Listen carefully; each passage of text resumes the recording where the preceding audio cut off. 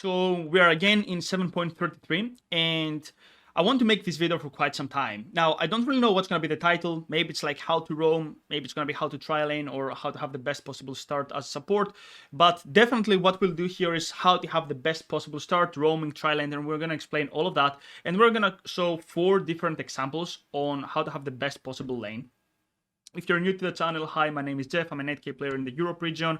And, well, that's all. Let us start. Up and down, side to side, like a roller coaster.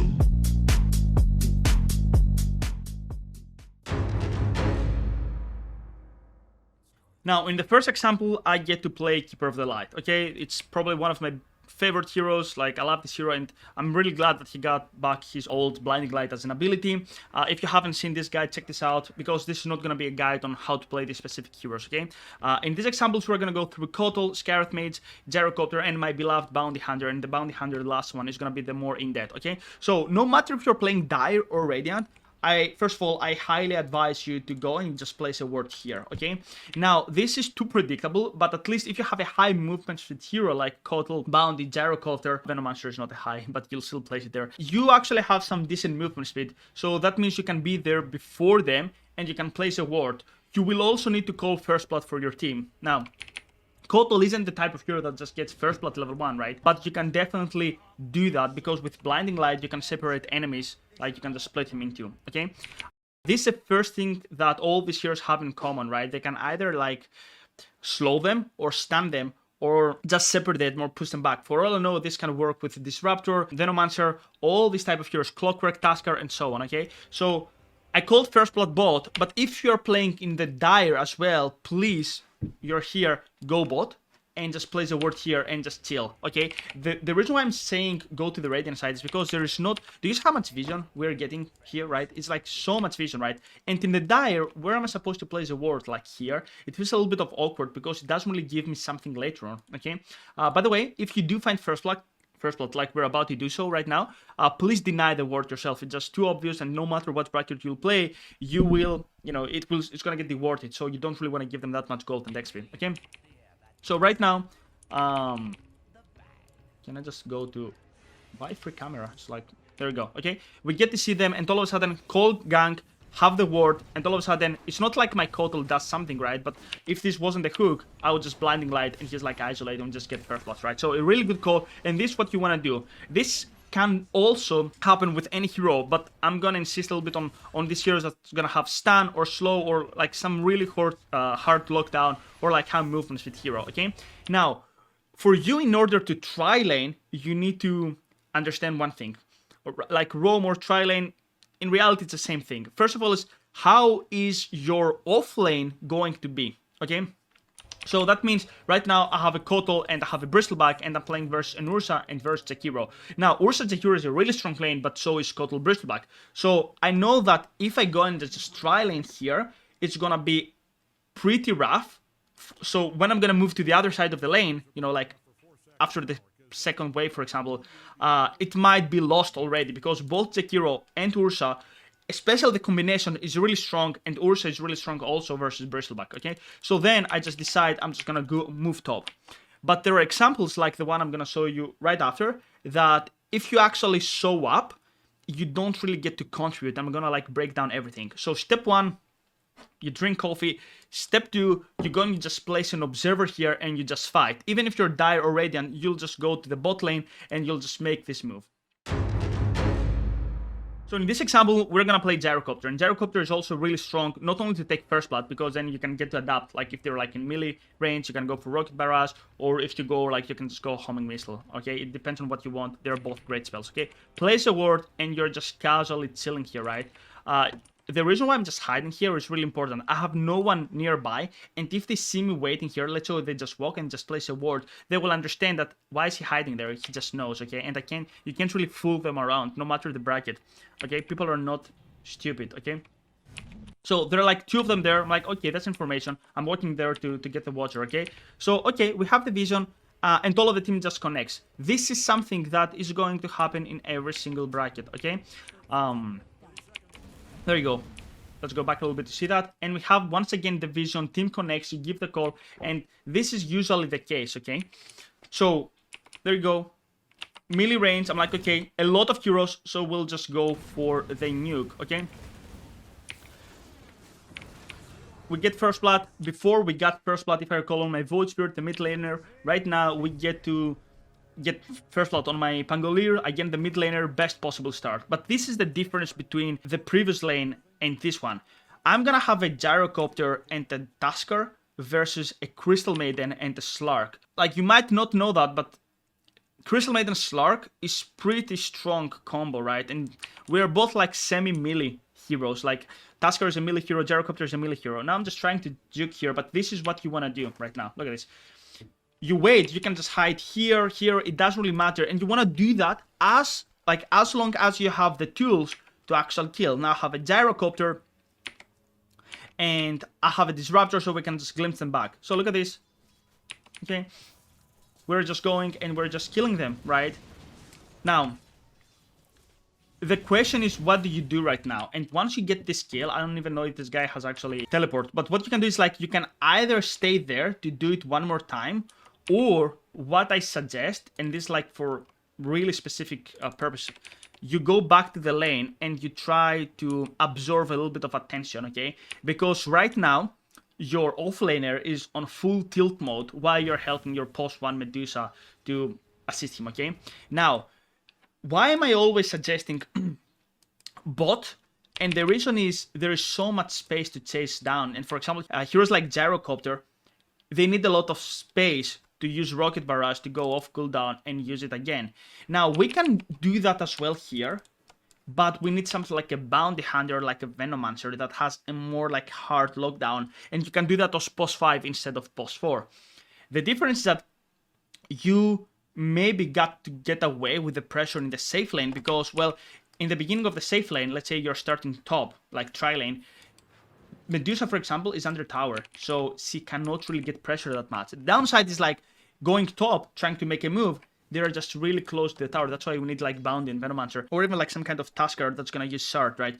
Because it's so easy for them to escape, okay? That's like some food for thought, okay? So what you do, find the kill bot and you come back to the lane and you try to be as aggressive as possible, okay? And this is for you to do that so your offlaner is not really gonna tilt. But I'm gonna show more examples, right? I also believe that this is a lane that we could potentially like win, right? But I feel like the more levels we get, right? And they get, it's gonna be harder and harder, right? If they play correctly. Like if you've seen this guy, the Crystal Maiden guy, it's so easy to play Crystal Maiden into like something like a Gyrocopter and Tusker. You're just going into the wave, okay? Sure, we get to have like Nyx here, but I'm telling you, like the lane is gonna become harder and harder, okay? Now, we're gonna go through another example right now, and of course my beloved Skywrath Mage. Once again, Skywrath Mage. Again, this is not a guide on how to play these heroes. Feel free to ask me down in the comments, like, what's your thoughts on that. But yeah, I know that I'm getting Radiant. For some reason, I'm just playing Radiant lately. I don't know what's happening. They just picked me on the Radiant side, right? So, look at this. If I get to start on this hero, on Axe, like, no one is nearby. So what I'm doing, look at this. I'm playing, like, full. Oh, they are here, you know? So, I let him see him. And in theory, I get to see him back, and then I just freak out, right? You have to pretend sometimes in Dota. So look at this. Oh, right? Oh, he saw me. That's why he reacts. If he walks there and he just starts running away, right? That's why he chases me. He thinks that I don't really know. He thinks that my team does not know, right? But in the meantime, team is nearby, okay? And that's actually some really good attack range. And then we're just getting first blood once again. I don't know who took it. I think Alchemist doesn't get better. Do I get to die? No. Is it an even trade? Yeah, it's like 2 heroes, 2 for 2. But in the end, that's like, sure, it's a double kill for Bloodseeker, and that's like a little bit rough, right? But again, my safe lane Alchemist got it, so that's interesting. And now I get to walk top. Why? I get to face, I thought it's gonna be a Bloodseeker Dazzle, but I got to face in reality Bloodseeker Dawnbreaker. It doesn't really matter. Dawnbreaker, in my opinion, is like, if you've seen this guide as well, is way stronger than a Dazzle, is really strong laner, and Marcy is a really lane-dependent hero. I can't just ditch on him, right? And I'm pretty sure that we are strong enough to get Bloodseeker out of the lane. So if we get him low enough to have enough tools to not let him last hit any creeps to just have more regen, right? So how to do that? You just abuse a lot of right clicks, right? Really good positioning. Marsh is gonna protect me, but again, this is not a guide on how to play Skywrath Mage, right? So a lot of right clicks all the time, right? And of course, concussive shot off cooldown, and once you concussive shot, you just use spells off cooldown, okay? Now, the last example that I want to show is my Bounty Hunter. So the last example is my beloved, really beloved Bounty Hunters, like I think it's like my third most played hero. And unfortunately, everyone picks it or ban it. I'm just super mad because I don't get to play him a lot. So Bounty Hunter is a high movement speed, high damage, high armor, great Orb Venom, Shadow Walk great. This is like default build, okay? You just put here, okay? And of course, we're searching, no one's nearby. The fact that we have, I go in this here, so I will not like face him, right? The fact that I have a Slark nearby me gives me the option, right? Gives me the option to have huge night vision, so we can just get the hand, and we just get first blood right here. A lot of back and forth. I'm not really gonna go into details, right? But this is like the most important example. Okay, this is a Techie Smith that gets a first blood, and I get to start on the safe lane, and I'm gonna be there for quite some time. Now, the alternative is to go to a Doom lane, which I have no synergy with, right? And to play against the Crystal Maiden and the Bloodseeker. Now, you might not know that, again, Crystal Maiden, Bloodseeker, probably it's like one of the strongest combos in the game, okay? So you go there, you use Invis, and then you have another Invis, right? And ideally, I want to kill this guy, right?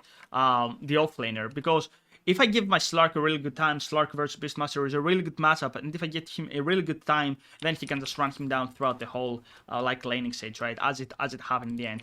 And then I'm like, can we just please go on the there we go, on the stun, hit, Orb of Venom, of course, and then again. And to be honest, honestly, if my Doom was a little bit more aggressive, he were, for example, to use Devour to take the range grip and just snowball, that would have been great, but sadly, he skilled Scorchers to go for the first blood. We're fighting in the mid lane, right? I could keep staying there, right? But right now, as the same thing with the Gyrocopter, I had to go back to like justify my existence to the lane so he will not tilt. And I'm telling you, this guy just tilted big time, okay? How do you do that? Try to, like this, how low this guy is, you have to trade a little bit your health. So the moment they're diving, I'm like, no, hit him, okay? Now, I feel like this is gonna be though temporarily, okay? I just get to bully, trade my health all the time, right? And Crystal Maiden, for example, is like this lane specific, but it's a 2v2 hero. She doesn't like to use spells in a 1v1 situation. Why would she do that? I mean, like, she has Crystal Nova that can just affect 2 heroes, and this is not easily doable compared to other heroes like Lich or Jakiro, okay? So, what do you want to do as a post 4 when you see CM, for example, just trade with her? But I'm gonna go a little bit fast forward, right? I don't really want to go into details about laning. I want to go on how to roam. So I'm staying nearby. There's a lot of back and forth, right? I go for level 2 Jinada because I don't really have a lot of mana, right? And I want to start moving. At some point, I'm just dying, right? And since I'm dying right now, I'm like, okay, I need to move. So what does a roamer do? I will go to the bot lane. Usually you go to the lane as a roaming, like Earth Spirit, Thasher, Cloak, it doesn't really matter, that you have the most kill potential. It's as simple as that, right? What is this lane? It's by far bot, because I have a Lich. Slow and damage. Bounty Hunter, slow and damage, okay? And they don't really have ways to disengage, for example, okay? So I'm just going there, taking a kill, right? And then you just go for the Beastmaster. My mistake here is I try to force in the mid lane, assuming that Tech is, and I have a lot of damage. What I should have done instead is keep roaming bot, like stick nearby, okay? And go there just for the rune. That's all. In the meantime, and that's like my problem. I accepted that I can't really do that much top, even though Lich does an extremely good play in the top lane. And I should have been in the mid lane. I should have been in the bot lane. I wasted too much time, okay? Sure, I think we get to pick up a pad skill, but definitely not worth it. I would prefer to be in the bot lane and mess up with the Beastmaster. My Slark, if you get to see, he has a great start, and we have more than enough tools to kill a Beastmaster that doesn't even have boots. So, really pay attention. Roaming means going to the lane that you can actually get to kill, okay? And lastly, a piece of advice on roaming. And this is like, again, one of my mistakes. Please learn from that. In the name, especially with Bounty Hunter, but in the name of being aggressive and in the name of, oh, I'm annoying to the opponents, okay? What you need to do is do not forget the fundamentals of 7.33. What does it mean? It means go, Jeff, to the freaking Tormentor and just pick up this one, right? Just literally pick up this one, right? Which Slark can say to do that, but I want it, right? I want to get tracked as fast as possible, right? So that was like big mistake for me. Go there, take Wisdom Rune, and then keep roaming. 7 in Wisdom Rune, of course, it's like almost guaranteed, and with Kotal, like it's almost guaranteed unless you play versus Stun hero, right? Because Shadowwalk is just gonna hit at 659, and then you're gonna stun him, and then you're just gonna pick it up, right? And in terms of roaming, let's say Bounty Hunter Kotal, find a really good game partner. Well, with Kotal, for example, I had the Void Spirit. In this game, I had the Techies, right? Extremely good, has a lot of nuke. I have a lot of control, right? And that's good to go. That's a nice bug here, Valve, like not showing the skill points. And this is what you want to do. So again, I'm going to say that in the name of being annoying and aggressive, oh, I'm roaming, I just need to do that. Just go and take the Wisdom Rune with Kotal. You can just get to do that. You can just blinding light them away. So definitely, this is the best way to do that. I'm gonna say one more time, if you're dire, again, just walk bot. It's even easier, right, to convince them, oh, we're gonna go to the off lane. It's like this, what we're supposed to do, and just find kill. It's even easier, right? And again, you just place a ward here. If for some reason it's too obvious that you got to have a ward there and get the kill, just deny that. So you will not give the opponents extra gold and XP. Guys, that's today's video. I really hope you like it. There's nothing more to see here. A lot, like 4 examples. And of course, you can get to do that with Venomancer and so on. I'm not really going to repeat myself. If you do like this video, please like, subscribe, and comment. I'm talking too fast because this is how you motivate me. And of course, we have our 6-month coaching program. I think you're going to find more details in the outro. GG Raza, and I'll see you in the next video.